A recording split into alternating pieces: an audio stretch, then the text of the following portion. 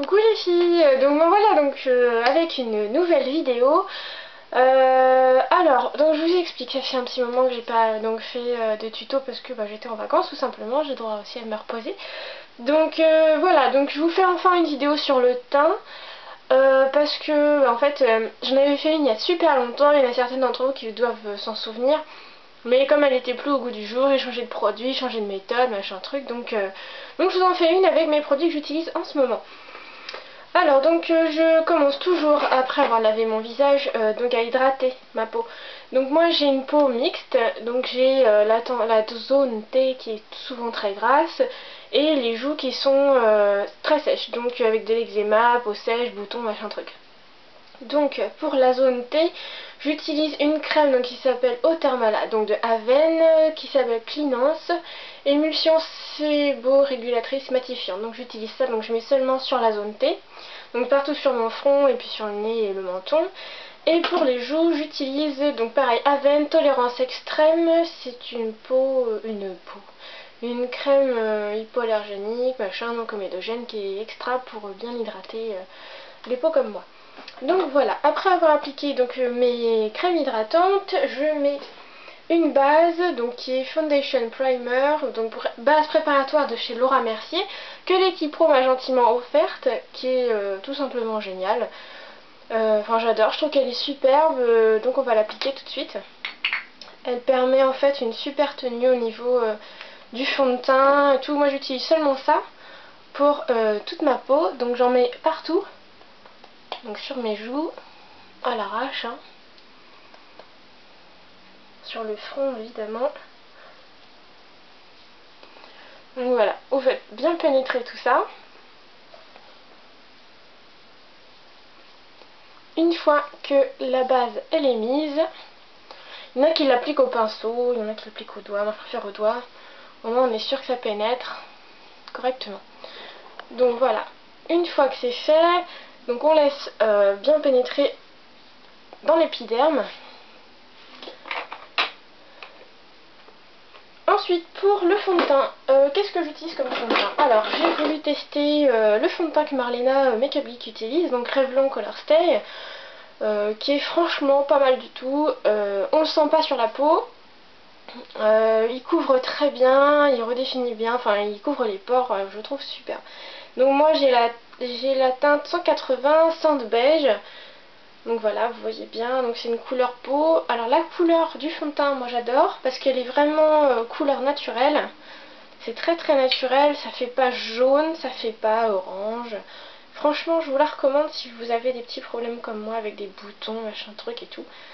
Je vous la recommande. Donc j'applique ça au pinceau, tout simplement. Donc j'en mets sur ma main et on va aller en mettre sur la peau. Alors moi j'en mets pas mal, il y en a plein qui m'ont déjà dit oui mais tu mets toute une tonne de fond de teint sur ta peau. Alors il faut savoir que j'ai une peau de merde, tout simplement parce que j'ai pas mal de boutons. Je sais pas si vous voyez, j'ai la peau très blanche, j'ai des boutons là, j'ai des cicatrices, donc il faut que je couvre au maximum les horreurs. Donc on passe bien partout, faut pas oublier les coins, donc le nez.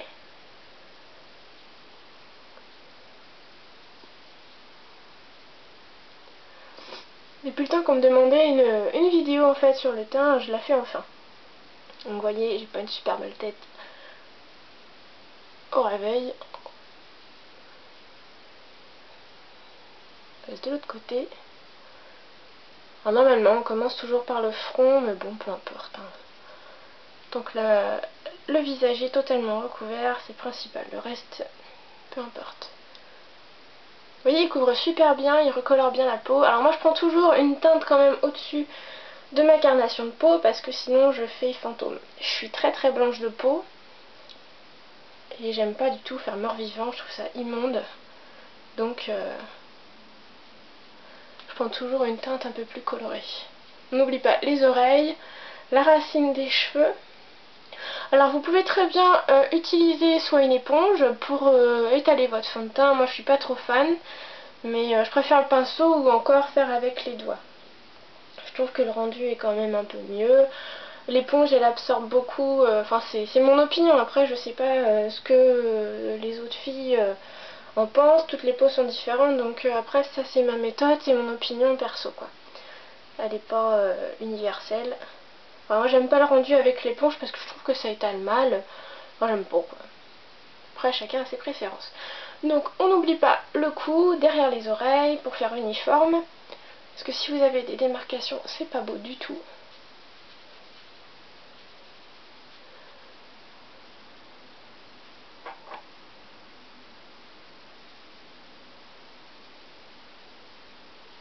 Alors c'est assez long. Faut bien recouvrir en fait tout. Moi je fais souvent le buste aussi. Je sais pas si vous voyez mon buste. Hein. Donc bien partout. Pour un rendu quand même homogène quoi. Si on voit des démarcations entre la couleur du visage et la couleur du buste, on va voir tout de suite que vous avez triché, qu'il y a beaucoup de fond de teint, enfin voilà quoi, on va voir une démarcation quoi, et c'est pas très joli. Donc le mieux c'est d'avoir un rendu assez naturel. Faut pas en mettre trop, donc moi j'en mets quand même assez. Chaque fois je dis des bêtises. Hein. Donc voilà. Alors une fois le fond de teint appliqué, donc d'ailleurs je vais vous faire une review sur mon blog, hein, pas en vidéo, sur ce fond de teint là et celui que j'utilisais avant, qui est le Dermablend que j'utilisais avant. Enfin bon, je vous dirai ça sur le blog, je vous fais pas ça tout de suite. Donc voilà, une fois le fond de teint appliqué, je vais utiliser donc un anti-cerne comme ça, qui est donc de chez MAC, qui est Select Cover Up, donc cache cerne, qui est super sympa, il est vraiment très bien. Moi j'ai quoi comme teint, je sais même pas, la NW20, voilà c'est la NW20 que j'ai. Donc c'est un petit pot comme ça, donc c'est, enfin moi je trouve qu'il est génial, pour même autant pour les cernes que pour faire des corrections, quand on a des rougeurs, des boutons à cacher, il est extra. Donc j'en mets pas énormément, je mets une petite goutte comme ça. Enfin si j'en mets un petit peu plus quand même. Et on va venir tapoter les cernes. Alors il couvre super bien, il est texture fluide, il est extra. Alors, moi j'aime bien, il va pas dans les plis de l'œil, ou très peu en tout cas, enfin faut bien l'étaler. Il est génialissime, moi j'adore. On fait l'autre œil. Alors pareil pour les cernes, on peut étaler avec un pinceau, moi je suis pas très fan, je préfère faire ça au doigt. Enfin, sauf quand je maquille quelqu'un, évidemment, je fais tout au pinceau pour l'hygiène et puis pour pas gêner aussi la personne. Donc voilà. Une fois que c'est étalé, je vais faire une petite correction au niveau du menton. Vous voyez peut-être pas le truc, mais moi je vois des petits boutons qui ressortent. Donc on tapote partout pour fondre en fait avec le fond de teint. Donc si vous faites le teint comme moi avec un pinceau comme ça et que vous préférez étaler l'anti-cerne avec un pinceau, moi sur mes cobayes entre guillemets, j'utilise l'anti-cerne avec le même pinceau. En fait c'est pour bien fondre au niveau du fond de teint et tout, pour pas avoir de démarcation. Une fois que c'est appliqué, on va évidemment poudrer. Alors en poudre, donc Marjorie, mon amie, m'a fait connaître la poudre, donc je mets Maybelline, dernière touche confort. Donc au début j'étais, à la base je suis pas fan de la marque Je mets Maybelline, parce que je trouve que les fards machin, bon c'est pas extra au niveau qualité. Bon après c'est chacun son opinion, moi c'est ce que je pense. Après ça veut pas dire que c'est des produits qui sont nazes, hein, j'ai pas dit ça du tout. Mais bon, chacun son opinion. Donc j'ai cette poudre là, donc ça se présente comme ça. Alors moi j'ai la chair dorée, ouais, chair dorée. Donc c'est assez blanc. J'avais un peu peur au début quand je l'avais acheté, mais en fait ça va.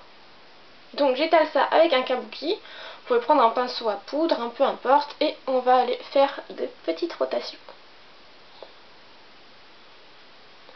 Donc évidemment la poudre va servir à faire tenir le fond de teint encore plus et à matifier votre peau. Ça va enlever en fait la touche de brillance que le fond de teint peut parfois donner. Donc n'oubliez pas de faire votre front, les oreilles, le cou, Quand vous savez que votre peau est poudrée correctement, c'est quand votre peau paraît toute douce, tout simplement.